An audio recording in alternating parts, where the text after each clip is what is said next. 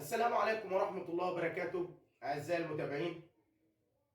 بما إني آه، الحاجة الوحيدة اللي بنحاول كلنا نخفيها ومش بنقدر أو ما بنبينهاش للناس ولكن بتطغى علينا هي حبنا لأولادنا.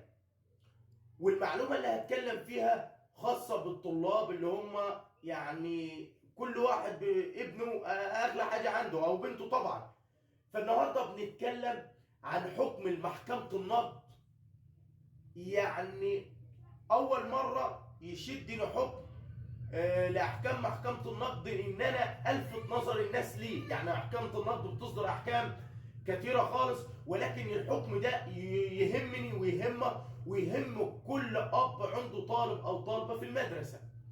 النهارده الحكم رقم 20 لسنة 2015 في 20 يناير 2015 كان بيقول خروج الطفل من الفصل وهو اثناء خروجه سقط من على السلم او سقط من بلكونه او من شباك ووقع، ده بمثابه خطا في جانب من جانب المدرس اللي هو سمح له انه يخرج، والمدرس اللي هيتعاقب على الكلام ده.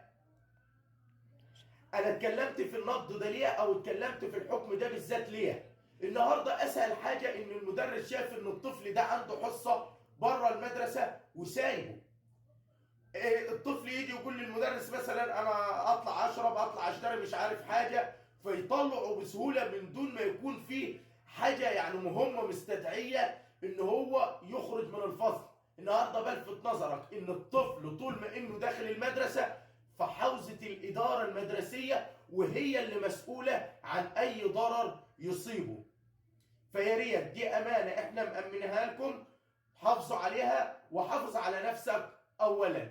انتظروني في فيديو جديد ومعلومه جديده.